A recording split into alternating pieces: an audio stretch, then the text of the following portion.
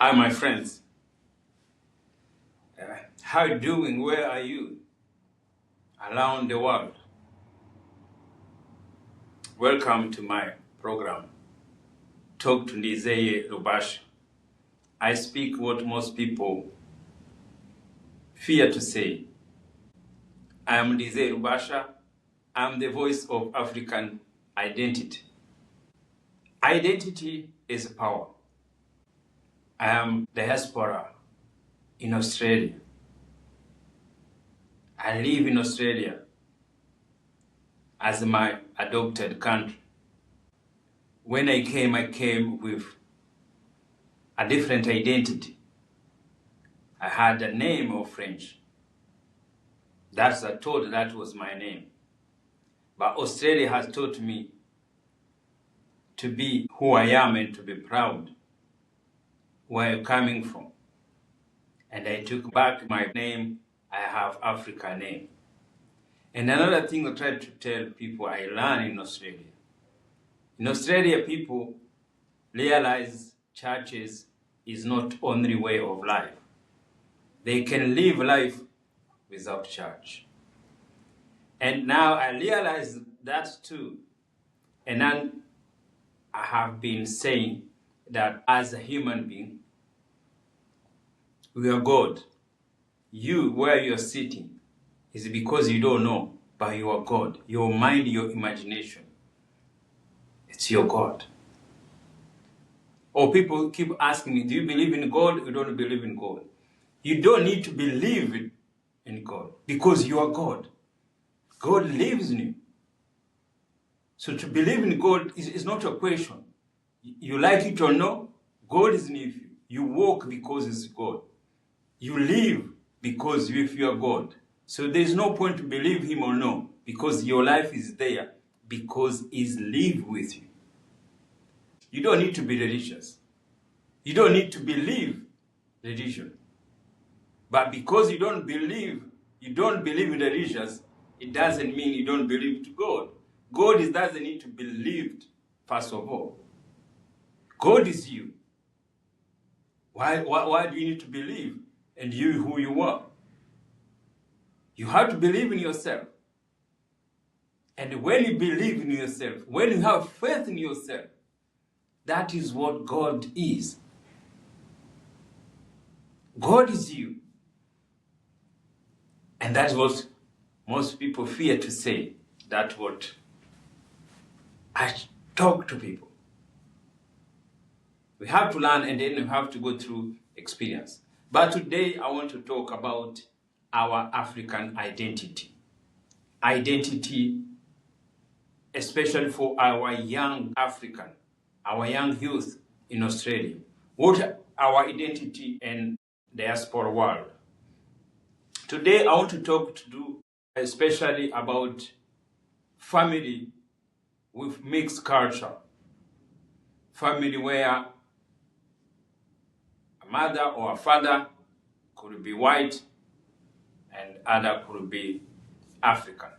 So we are talking about the mixture race between marriage and then how the children grow with their identity.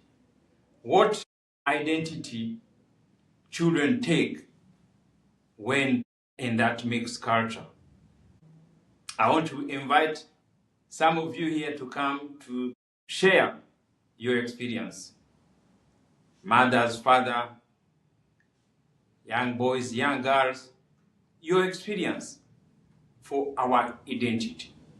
Because I realize identity is the most powerful things we carry in our life and our society.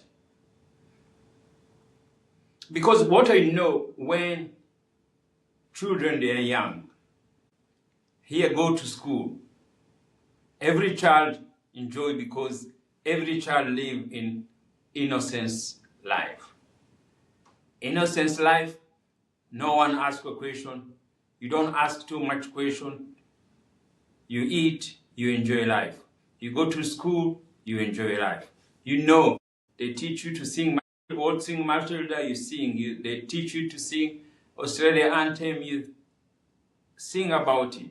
You live in Australia, you know you are Australian. You know this is your country. You are born here, you know this is your country.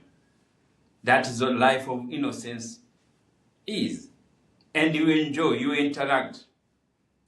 Some mixed children get chance to visit their different background overseas or at different places to remind the culture and who you are. That is, life innocent is much better because it's how you grow up. Could be your mother, your father is really Aussie, born and bred in Aussie, has accent in Aussie. And you feel that that's who you are. And most kids want to have the same accent. But here what I'm going to talk to you now is guys, young boys, young girls, when you become a teenager. Now you live the life of innocence. You got to start life of experience.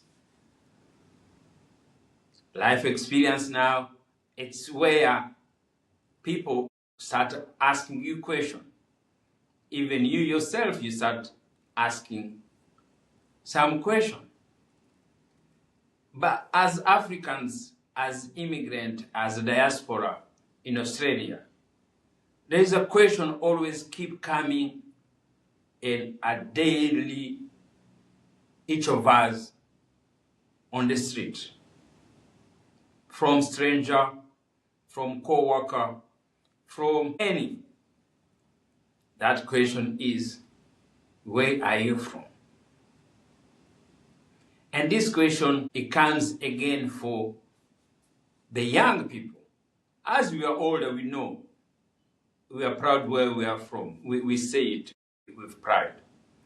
But young, sometimes they are always been distracted by this question. My first question is, why society in Australia like to ask that question? Where are you from? And the scenario is, if you are a child, you are mixed, you are born here, and you go to work, and you start meeting people, even before they say, how are you doing? Say, oh, where are you from? And you start questioning. Why are people asking where are you from? And why people sees you straight away, and then they assume you are from somewhere. Is it this systematic question people keep asking, especially for mixed children, young children? Why? And that is where our young generation, that is where creating identity conflict. How do you feel? Does that question, as you are at work, you are doing your own business, you want to thrive with life, you have goals to do things there, but this question keep coming. Does it affect you? This is what the question we want to talk about openly in a community. That is why I keep telling you guys, how did you feel every single day in your day life? That the question everybody keep bringing to you, instead to talk live and the conversation become to be able to respond. But it become the same as like the first of the topic. Even you meet a stranger, somebody even before talk to you, and and you meet even people who are come different background, who are coming from overseas, but no one asks them that question when they are walking on the street. But for you to see you, and you are real Australian, and you could get that question. And that's what I want to know. How do you feel? And how do you respond to that? If you keep get question every single day, how do you get angry? Or do you have the way to respond it? But again, the same day you should be not feel ashamed even when people see you are mixed. You should be proud of your background. And most of the time you say, I'm African background, African roots. It's much easier to respond of that. Or can you ignore? Just keep quiet. You don't need to say anything. You don't need to respond to stranger when they bring a question where you are not feel comfortable to answer. But that's how society it is. That's how society affects the way sometimes we see how our communities is, how culture is. Because those what we call about mental questioning, distracting you to feel you inferior to them. So those questions is the question where we have to start using our mind, start talking to people, start to be the awareness, because sometimes this distract our children and they make disconnect them to the country they love. And that is how it works, because for me, my young son, he knows he was born here. He went to school, he was born here. He did whatever he was, even him as African. He's not mixed. But when he went to the street, start experience life, the first question they ask him, where are you from? And he was wondering why these people ask me where I am from. For adult, it's good. We have to answer that. For young, they have to learn to answer that. But again, it's just to tell you, to remind you, you are from somewhere else. Is it good to remind you, or they should keep their own business? They mind their own business without distracting our young generation. Guys, today this is what I want to say. I want to hear your feedback. And anytime you are welcome here to my chair to speak and to tell our brothers and the sisters how we feel in our day life. Guys, thank you, and thank you to support me, and see you for the next program. Talk to Nizeye Rubasha.